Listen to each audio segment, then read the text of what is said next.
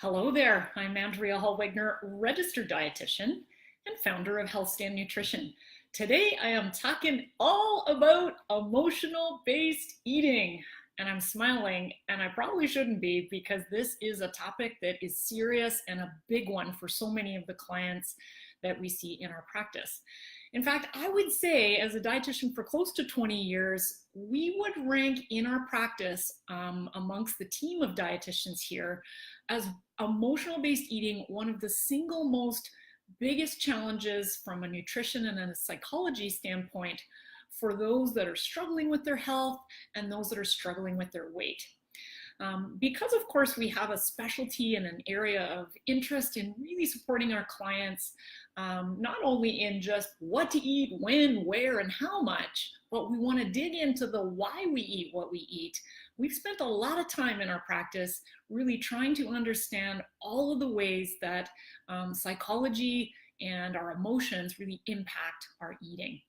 And I think it's because of that area of interest and specialization in emotional-based eating, stress eating, and then also in our work with so many of the clients we see struggling through eating disorder recovery, whether that's anorexia, bulimia, or binge eating disorder, we do tend to talk a lot about emotions in this office.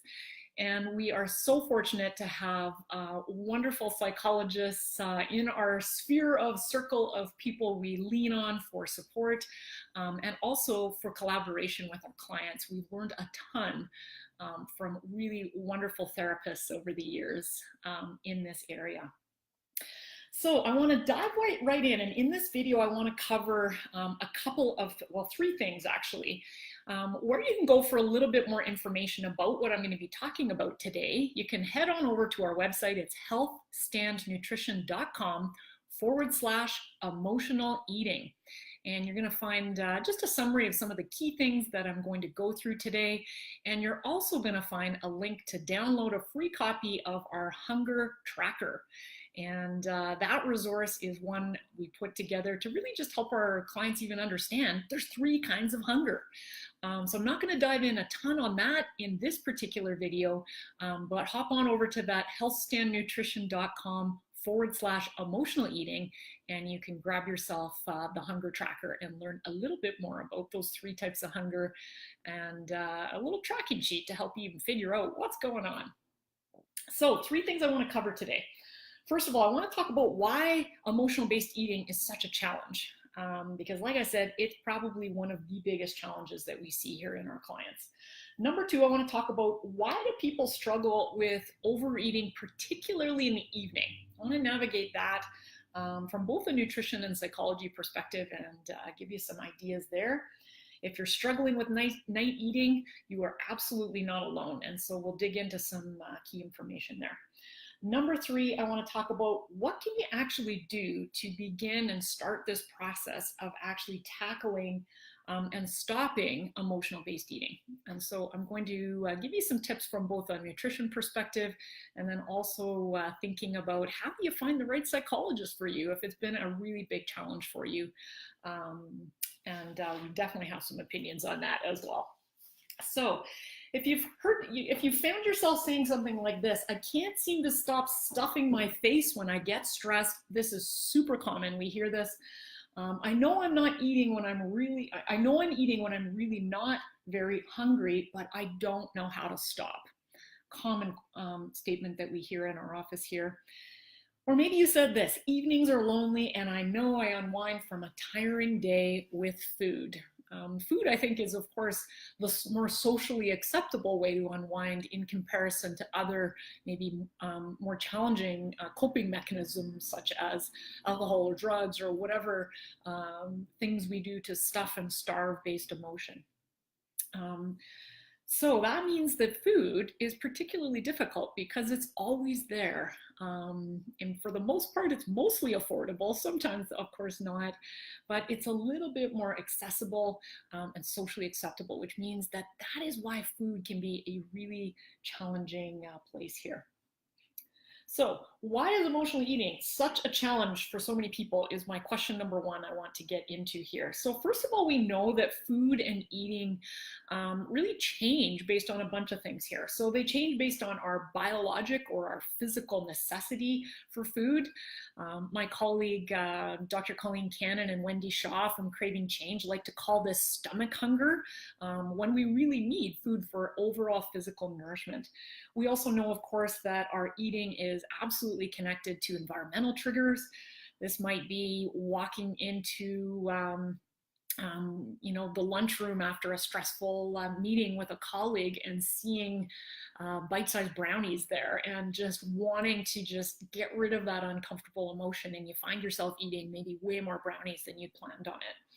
Then we've got social situations. This is the social triggers that sort of lead us down the path of why we eat what we eat. We've got family rituals like pizza on Friday night. We've got income level. We know emotions and stress, of course, being the last one, and the one we're focusing in on this conversation is a really big one. So the first thing I want to talk about here is we all eat for emotional reasons sometimes. Even me, even dietitians, it doesn't matter who you are, none of us are robots. All of us eat for emotional reasons sometimes. It's really quite normal to feel like, I don't know, eating macaroni and cheese on a gloomy day when you've had kind of a low day at work, or maybe your kids are driving you nuts. It's really common to crave cookies or cake or potato chips. More of those comfort foods tend to be carbohydrate-rich foods, or sweet and savory items will be particularly appealing because our brain loves those foods, because it really does have a brain-like connection on our neurotransmitters. And it really helps to sort of calm us down in some ways when we eat those foods. So I just wanted to put it out there that there's not something wrong with you if you're struggling with this. In fact, this, like I said, this is one of the biggest challenges we see in our office, and we all emotionally eat sometimes. The goal of this video and the goal of working with so many of the clients we see in our practice is never to try and eliminate any amount of emotional eatings and have you some sort of beacon of perfection robot only eating according to a very set, specific, rigid meal plan. This is not what a soulful eating experience really looks like. We know, though, sometimes when emotional eating is becoming a challenge for you, you just know it's showing up a lot. You know when you're feeling lonely or bored or stressed or angry, that food is that crutch, and it's starting to affect your overall confidence, your overall mood, your overall mental health, and of course, overall maybe affecting your health, your weight. Then we want to dig into what's going on here and what can we do to help support you so that it's just not showing up as often, and allowing you to be more living in your body in that true sort of healthy place that you want to be. So some of the reasons that emotional eating shows up as a challenge is that we are wired to seek pleasure and repel pain. That's what psychologists and researchers refer to as the pleasure principle. It is so much more easy to stuff uncomfortable emotions with food than to actually have to learn to tolerate what is there that's uncomfortable. So if you think about the last time you've had a really overwhelming day, maybe you're just exhausted, and you're just really not wanting to have a difficult conversation with your significant other, your spouse, or a family member, it's so much easier to eat potato chips or eat crackers or eat cake than it is to actually have to bubble up those emotions, talk about them, and maybe be in a place of conflict. So it means that because of the pleasure principle, it's just really hard for us to want to tackle the harder stuff. Food is just so much easier. What we also know is that because we seek short-term gratification rather than long-term consequence, this is how humans are wired, it means that that immediate gratification of binge watching on Netflix is so much more appealing, whilst eating potato chips or chocolate. If you're me as the chocoholic nutritionist, that would be my choice of comfort food. It's so much easier to just keep watching TV and numb and not feel than it is to actually really think about the long-term consequences of maybe the excessive amount of food that you're eating as you're watching TV, and how that's impacting your weight and how that's impacting maybe your diabetes or your heart disease risk. So much easier to just eat and watch TV and not feel than it is to really think about that long-term piece. And so that is why it is difficult. It's not just you, it's pretty much human nature on why this is a challenging subject. So second question I want to dive into here is, why do so many people struggle with overeating in the evening? And if you're watching this live, I'd love to hear from you in the comments if you've got questions or comments, or that makes sense, whatever you want to let me know. Of course, I always love hearing from people. And I do personally respond to everything that shows up in my comments, and would love to connect and collaborate if there's anything I can do to help support you on this whole debate. But why do people struggle in the evening? This is a common thing that we see in our practice all the time. Is usually it's the nighttime where people are struggling more with over-consuming, emotional-based eating, rather than, let's say, at breakfast. And I think that has a lot to do with, most of us wake up maybe a little bit more sort of hopeful and in a good place in the morning. And not all of us, of course, but as the day goes on, our energy levels get more depleted, stress starts to build up. And by the end of the day, for those of you that are parents, what we see with so many of our parents is that evening window, once work is out of the way, or if you're a stay-at-home parent, you've put the kids to bed, dealt with everything on the home front, you've put the kids to bed, and you finally have 2 minutes for yourself. And that becomes the window of, for the first time for so many of our clients, having a chance to even catch into, what am I actually feeling? Like, what is actually going on? And that's where we start to feel loneliness and stress and sadness and anger and all that stuff. And then food becomes that go-to crutch to get there. So sometimes that's, I think, why the evening can be a challenge. But I want to dig into, even before we get to the emotional reasons why people are struggling in the evening, I want to make sure that you are not calling night eating emotional eating when it's actually just rebound hunger. So let me explain what I mean there. We have a lot of clients that are going through their day, either they're very worried about their weight, they're a yo-yo diet, or they're following whether it's keto or paleo or tracking points on Weight Watchers, whatever it might be, they're following some sort of a diet plan. And following a diet plan already makes your brain feel like it is going to be deprived. And so psychologically, already setting you up to overconsume later in the day is what we know. So if you've underate during the day, or if you haven't allowed yourself enough permission to really enjoy some of your favorite foods, or just enjoy enough overall calories and enough overall carbohydrates, night eating is going to be a big challenge, not because necessarily it's emotional eating, but because your body is just not getting the nourishment that it requires. So the first thing I want you to think about as you start to begin trying to explore, how do I curb this emotional eating that's in the evening, is figure out if it's even emotional eating. If you're underfed, you're going to eat down the house later in the day, because the body is going to look for what it didn't get earlier in the day. So the best way to fix the evening first is, we got to go way back up to the beginning of the day. We need to look at breakfast. We need to look at how often you're eating and the volume of food that you're eating, and make sure that we've ruled out and we've taken out that stomach hunger, or that physical necessity of what your body requires throughout your day. And then once we've got that going, if you were a client in our practice, once we have figured out that whole what, when, where, how much to eat, to help you with that piece, then we start seeing, okay, so how much of this night eating stuff is really truly related to emotional eating? So if we've dealt with the physical hunger side and it's still showing up, it might have something to do with cravings from a sensory perspective, but more often than not, for so many people, it's that emotional based eating that we're trying to tackle there. So if you need help with a dietitian on the overall nutrition strategy, first book an appointment with a dietitian in your area. And then when we get into more of the emotional eating stuff, some dietitians much more skilled in that area of expertise and training than others. And certainly any kind of psychologist that works in the area of eating disorders and behavior change from a health perspective is going to be a good fit to help you navigate that there. Okay, so 3 things to do about this whole debate on what to do if you're struggling with overeating in the evening. Number 1, we want to move from mindless to mindful. And of course, we can apply that whole concept to food itself, but I actually even want to back up even before that and really talk about it just from being in your body.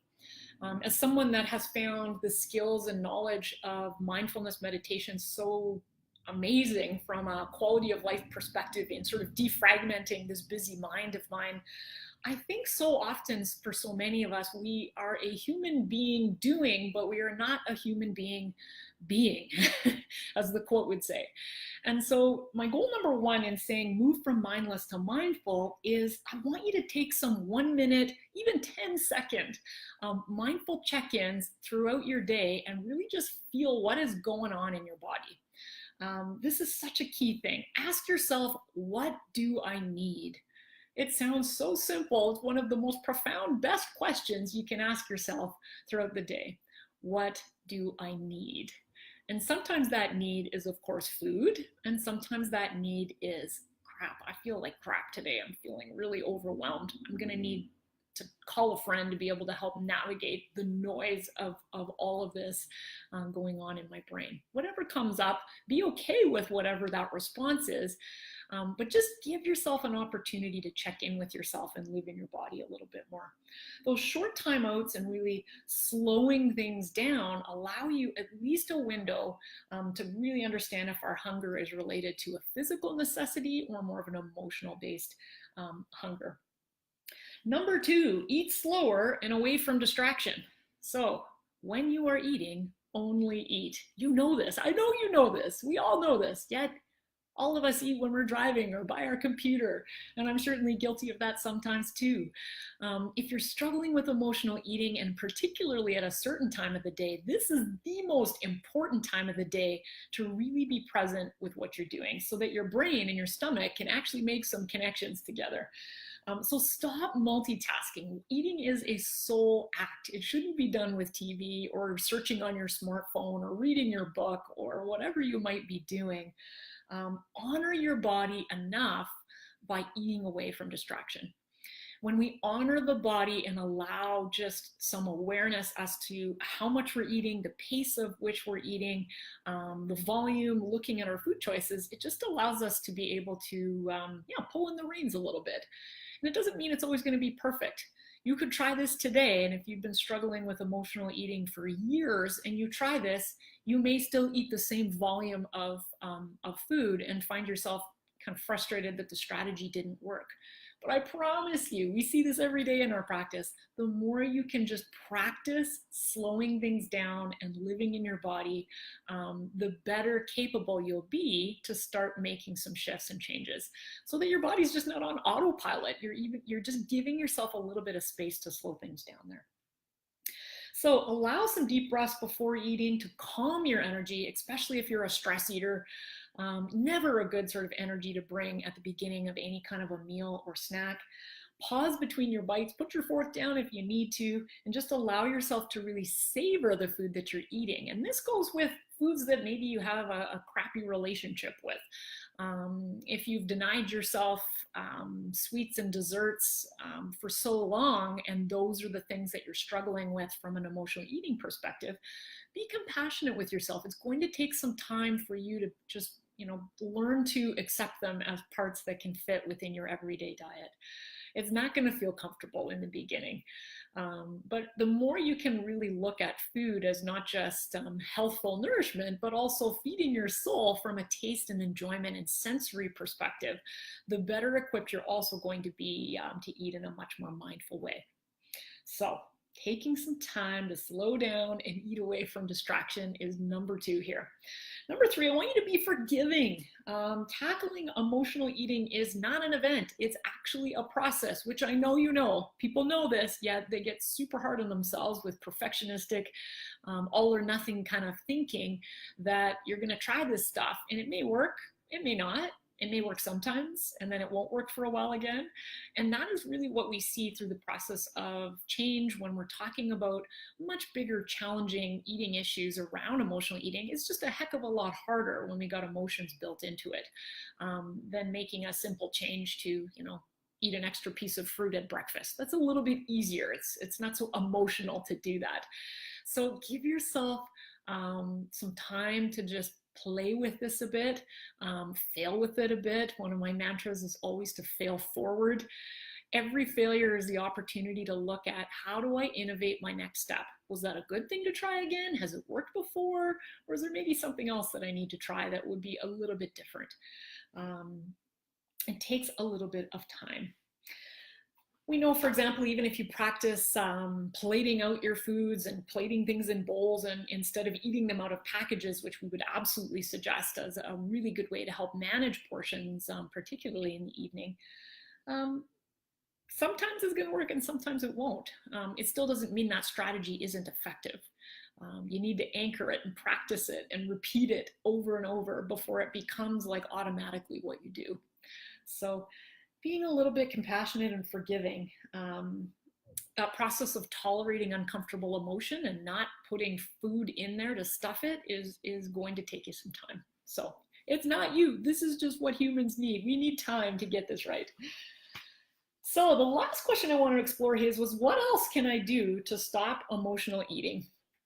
I think maybe the better choice of words is begin decreasing emotional eating than necessarily stopping it. I know you want the quick fix, and I know you wish that there was a way that I could just give you the magic bullet strategy and tactic and you could implement it today and life would be good. It's going to take you some time. And we know that when you don't go at it alone, it can be so much more effective and much more encouraging, because so many of us, we're our own worst critic. Some of the things that we say to ourselves, if we ever thought about saying to a friend, would just be the most horrible, unmotivational, terrible things to repeat, yet we're quite happy to say those negative thoughts to ourselves. And so I'm going to suggest that you work with somebody. This could be a super supportive friend that really gets it. But even better, if you're really struggling with emotional-based eating, find yourself a registered dietitian and a registered psychologist, both of which really extensively work in the field of eating disorders. It's not because you have an eating disorder if you're struggling with emotional eating. I just know the skill set of the type of dietitian and the type of psychologist that you need really gets emotions and food and where they show up, and the noise of dieting and the noise of restriction and the noise of rules and not living in your body is such an important skill set for you to be able to partner on. So how do you know if your dietitian is specialized in this area? Well, a specialized dietitian that can help in eating disorder recovery or emotional-based eating really is going to dive in not just the food, nutrition, and the science of understanding weight management even. They're also going to help you with adding some amount of structure. And don't let that word freak you out, but a little bit of structure so that you have clarity about what to eat, when to eat it, how much to eat in a rough range kind of way. You need a bit of a base to be able to go on. Then your specialized dietitian in emotional eating is going to be able to help you learn to decrease the anxiety that is going to show up when we get into harder to manage foods. These typically are carbs, these typically are junk foods for most of the clients that we're seeing. We want you to enjoy those things. They're part of a healthy, balanced diet. Eliminating them is absolutely not the answer here. So it's how do you move from feeling like they're hijacking you and they never end well to a place of peace and being able to have them in your house, enjoy them socially without you being in your head and without you feeling like you're going to lose control. So this is the kind of stuff our eating disorder dietitians here talk about all the time. And they help you to just really screen through the confusion around the science of carbs, the science of different diets, and just screen through the trends and really give you the stuff that's going to give you the information you need for life. Experienced dietitian is also going to help you improve your relationship with all foods, those chosen for health. And in our practice, we always call it, we're trying to get people to eat fully, both healthfully and soulfully. We want you to have both. And of course, those healthful choices are those that we choose for total geeky, nutritious reasons. This is where we're going to get you eating enough veggies and whole grains and all that good stuff, healthy fats, and the list goes on. But the other end of it is the soulful foods aspect. And the soulful foods are the ones we choose for exclusively for taste, enjoyment, and social outings. This is where chocolate, my friends, fit. If you're the chocoholic dietitian, that is what I'm talking about. Maybe you're a French fry person, or maybe you're a restaurant eating out person, or a wine lover, whatever it might be. We want you to enjoy these soulful foods with no guilt and true enjoyment, and know how much and where and how do you fit them in the context of everyday healthy eating. So that piece, absolutely fundamental. And then oftentimes in our practice, when we're working with clients through emotional eating, we really need to spend some time helping you to understand hunger cues and really understanding how to eat more intuitively and within sort of what your body knows to do quite naturally, but maybe you've lost touch with that piece based on stuffing and starving and following different diet regimes. We really want to get you back to being able to trust your body, listen to your hunger cues, and then explore those 3 types of hunger: the stomach hunger, the mouth hunger related to cravings and your senses, and thirdly, that emotional-based heart hunger.